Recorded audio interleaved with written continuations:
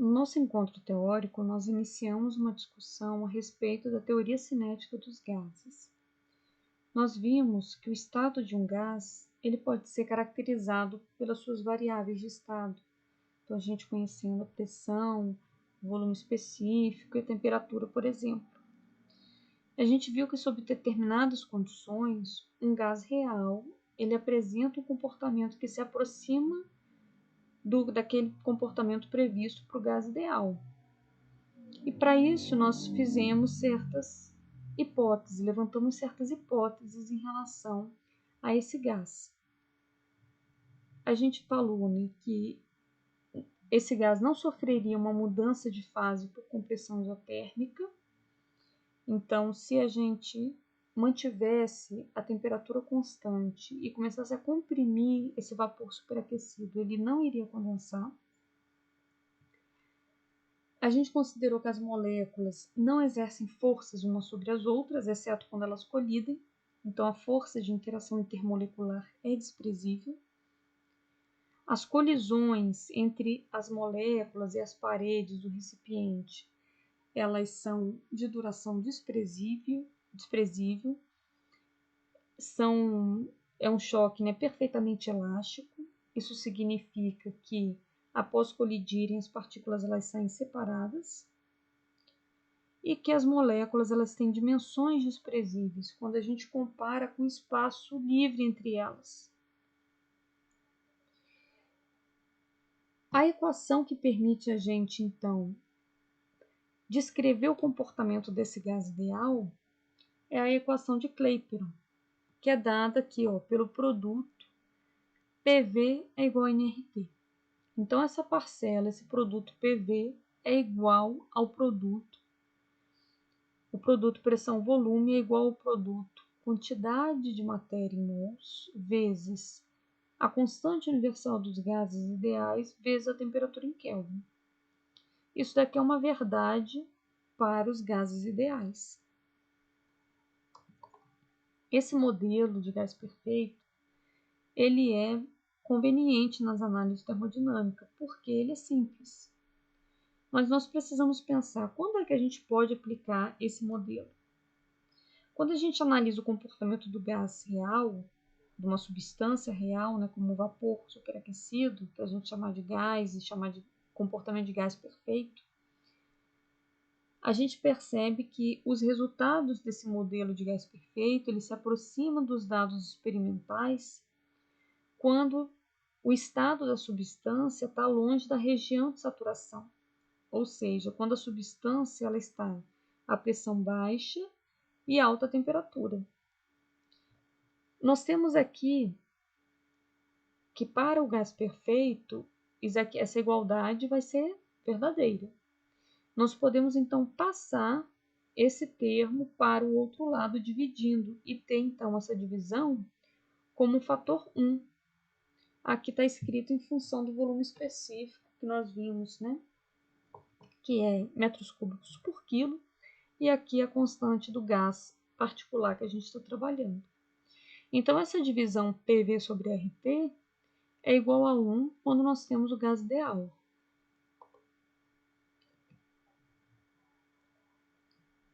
Se essa razão ela não for igual a 1, nós não estamos com gás ideal, nós estamos tratando de um gás real e que vai diferir ou muito ou pouco desse comportamento aí ideal. E o fator de compressibilidade, que vai ser esse Z, que vai representar essa divisão, vai medir esse desvio do comportamento do gás real em relação ao gás ideal. Vamos analisar aqui esse diagrama de compressibilidade do nitrogênio. Nós temos o fator de compressibilidade Z em função da pressão. O que nós podemos observar aqui? Nós podemos observar que para qualquer temperatura, quando a pressão ela tende a zero, aquele gás ele se aproxima do comportamento do gás ideal. Nós temos aqui a curva do 300 Kelvin, a temperatura está sendo mantida constante. O que está variando? pressão e o fator de compressibilidade. Nós temos aqui a curva do 200 Kelvin. Ao alterarmos a pressão, por exemplo, a gente vem diminuindo a pressão, mantendo a temperatura constante. Esse comportamento está se aproximando aqui do 1 para baixas pressões. Ó. Pressões menores do que 4. Veja que conforme a gente vem diminuindo a pressão, mantendo a temperatura constante, ela está convergindo para Z igual a 1. Então, para qualquer temperatura, quando a pressão é muito baixa, nós temos que esse gás real ele se aproxima do comportamento do gás ideal. Nós podemos verificar também que existe uma faixa aqui de pressão em que o comportamento do gás ele desvia bastante do comportamento do gás ideal. Por exemplo, aqui para 4 megapascal. Note que para essa pressão, até uns 10 megapascal, ele tem uma depressão considerável em relação a esse afastamento, né, do 1, ele vai para um comportamento quase de 0,4, o fator de compressibilidade. Então, ele se afasta bastante. Isso também acontece para 150 Kelvin, para 200 Kelvin. Acima de 10 megapascal, a gente já começa a ter que, para temperaturas maiores e pressões maiores, até que uns 20, 30 megapascal, ele ainda se mantém dentro desse comportamento de gás ideal. Ou ele tenta se aproximar, né, desse comportamento aí com Z igual a 1. Então, o que foi feito? Foi feito um estudo para várias substâncias desse fator de compressibilidade e foi visto que os diagramas eles são muito parecidos. Então, foi calculado propriedades reduzidas das substâncias, aí a pressão reduzida e a temperatura reduzida, para poder fazer um diagrama único que possa servir para várias substâncias. Para calcular essa pressão reduzida, nós fazemos a pressão da amostra dividido pela pressão crítica daquela substância. A temperatura reduzida é a temperatura da amostra dividido pela temperatura crítica daquela substância. E aí foi possível, então, construir um diagrama de compressibilidade que descreve adequadamente o comportamento de todas as substâncias. Esse daqui é o diagrama. E existe um certo erro associado aqui quando a gente tem um gás real e a gente vai verificar essa informação por meio de diagramas, a gente está tirando informações aproximadas. E aí vai existir um erro associado a essa leitura. Mas ainda assim, sob certas condições, vale a pena a gente utilizar o diagrama. O que a gente vai precisar conhecer? A pressão e a temperatura crítica da substância. Então, nós vamos poder aplicar o modelo do gás ideal quando, para qualquer temperatura, se a pressão ela é muito baixa, tá? Então, a pressão ela tem que ser muito menor do que a pressão crítica. E a gente vai poder aplicar o modelo do gás perfeito quando a gente tem temperatura elevada, ou seja, temperaturas maiores do que cerca de 2 vezes a temperatura crítica, até pressões aí de 4 a 5 vezes a pressão crítica. Se a gente tem temperaturas menores do que essa, e se a pressão também ela não for extremamente baixa, a gente vai estar numa região de vapor superaquecido, vai ter um desvio considerável do comportamento de gás perfeito, e aí vai ser preferível a gente utilizar então as tabelas ou diagramas de propriedades termodinâmicas.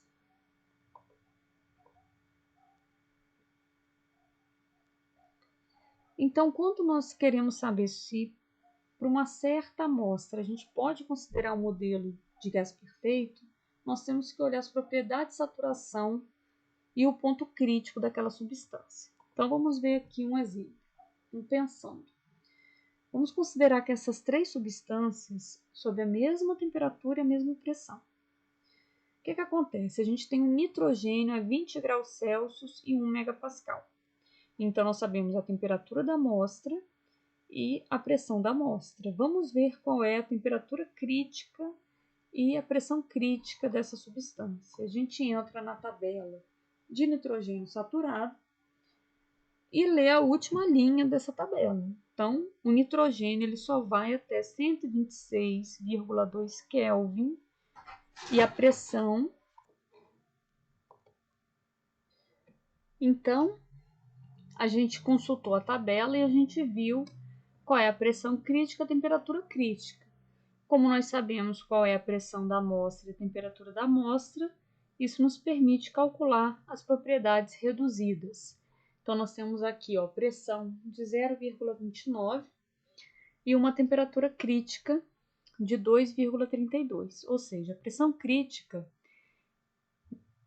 pressão reduzida, ela é bem menor do que 1, ou seja, é uma pressão baixa, a substância está a baixa pressão quando comparada à pressão crítica.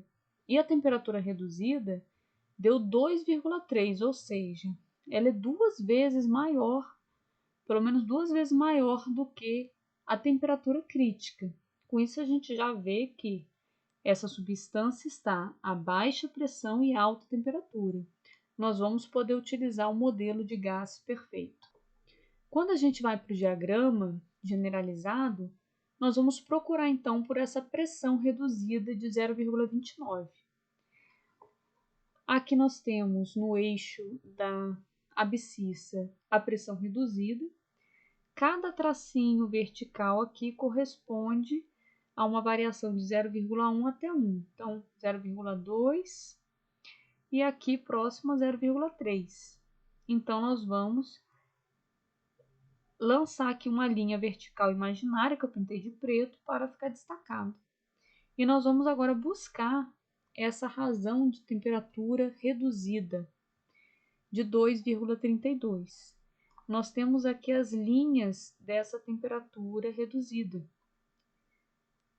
para vários fatores. E nós vamos então procurar aquela linha que se aproxima de 2,3. Ela está entre 2 e 5. Então, acompanhando mais ou menos esse comportamento, essas linhas elas se encontram mais ou menos nesse ponto em vermelho, que está próximo ao comportamento de Z igual a 1. Então, nós vamos poder considerar para este caso o comportamento do gás ideal. A segunda substância é a amônia. Então, nós vamos buscar aqui na tabela da amônia saturada qual é a sua temperatura crítica e a pressão crítica. E vamos retirar esse valor e comparar ao valor de pressão e temperatura da amostra para poder verificar a pressão reduzida e a temperatura reduzida. Então, nós fazemos aqui a divisão entre a pressão da amostra e a pressão crítica, encontramos um fator de 0,08 e fazemos aqui a razão entre a temperatura da amostra e a temperatura crítica daquela substância, obtendo aí a temperatura reduzida, que é de 0,69. Note que essas duas propriedades reduzidas elas são menores do que 1 e a pressão é bem baixa. Mas vamos pensar, qual é o estado termodinâmico dessa substância, né? Será que ela está no estado líquido, no estado gasoso? Nós vamos então buscar no diagrama em que ponto do diagrama essa substância ela se encontra. Então, nós vamos buscar aqui no diagrama essa pressão reduzida de 0,08 e aí foi traçada uma linha vertical próximo a esse valor. Aqui a gente teria então a pressão de 0,08, ela é menor do que o 0,1, mostrado aqui.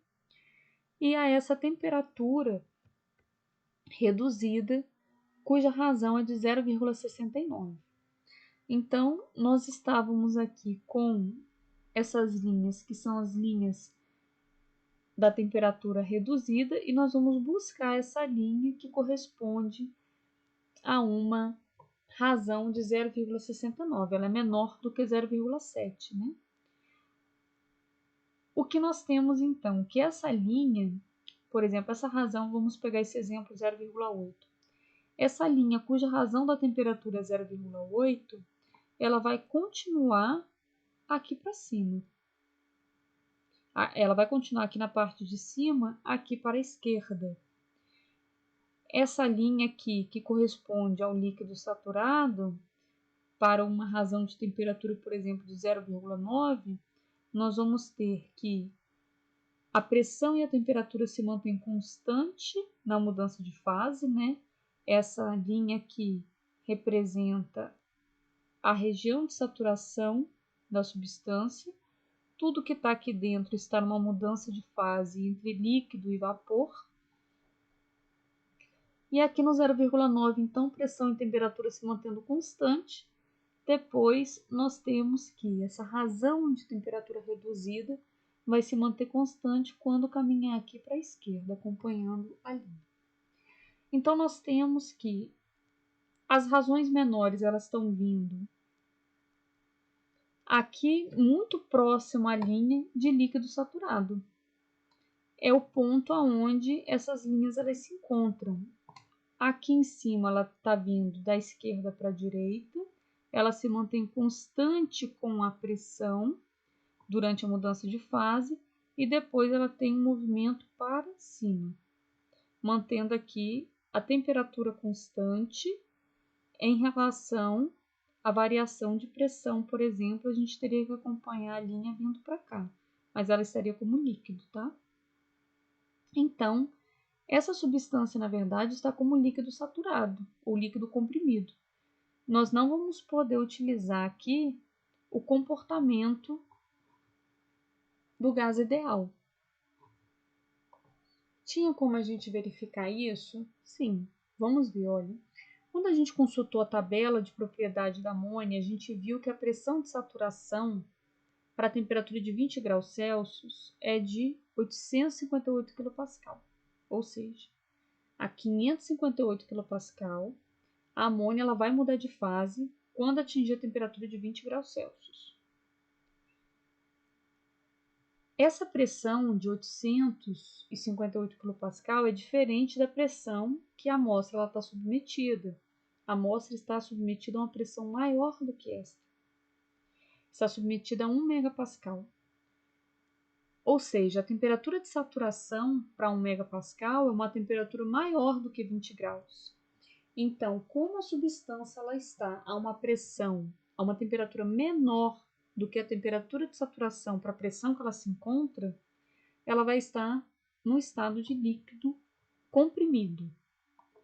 E por isso, para descrever o comportamento dessa substância, nós vamos utilizar aí as tabelas termodinâmicas ao invés de utilizar a equação do gás ideal. A terceira substância é o dióxido de carbono.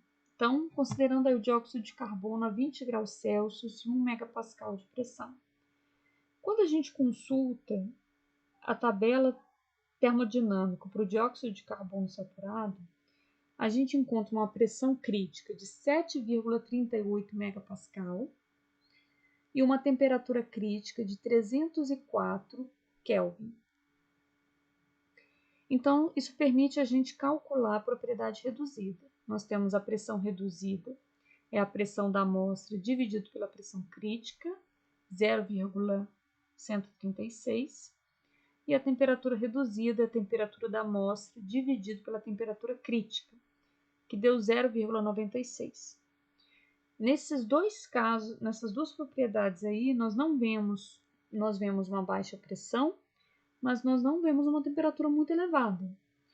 Qual será o estado termodinâmico dessa substância? Será que ela está no estado líquido, no estado gasoso?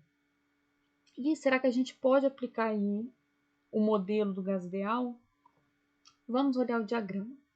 Então, no diagrama generalizado, nós vamos buscar a pressão reduzida de 0,136. Nós temos aqui 0,1 e o 0,136 vai estar próximo. Nós vamos traçar então essa linha imaginária em preto para poder marcar essa posição da pressão reduzida. E agora nós vamos buscar a linha da temperatura reduzida com fator 1. Nós temos aqui o fator 1,5, 1,3, 1,2, 1,1, 1,05 e agora o fator 1. Então, ele vem aqui, faz essa curva e começa a caminhar aqui para a parte superior, caminhando para a esquerda. Ele vai se cruzar com essa linha que nós traçamos para a pressão reduzida aqui na parte de cima. Se essa é a linha do 1, a linha do 0,96 vai estar um pouquinho acima dessa do 0,95, né? Então, eles se cruzam aqui nessa região. Se aqui nós temos uma região de vapor saturado, aqui nós temos uma região de vapor superaquecido, em que o comportamento Z dele, o fator de compressibilidade, é de aproximadamente 0,95.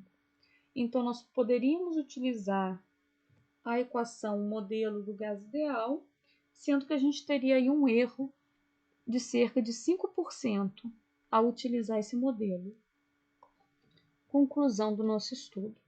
Se nós sabemos a pressão e a temperatura que uma substância ela está sujeita, nós podemos consultar as características, de pressão e temperatura crítica na tabela termodinâmica daquela substância e calcular as propriedades reduzidas. A gente entra nesse diagrama generalizado e verifica qual é a região que essa substância ela se encontra e se a gente deve ou não utilizar o comportamento, o modelo do gás ideal para poder descrever o comportamento dessa substância. O que nós vamos ter muitas vezes é que o problema dado, ele já traz aí a informação que a gente deve considerar um modelo do gás ideal para aquela substância. E a gente já sabe que vai aplicar a equação de Clapeyron. Mas se não, esses seriam os passos para a gente poder verificar se a substância está de fato na região de vapor superaquecido e ainda se o desvio do comportamento do gás ideal não é muito grande. Se for muito grande, é preferível a gente utilizar as tabelas termodinâmicas.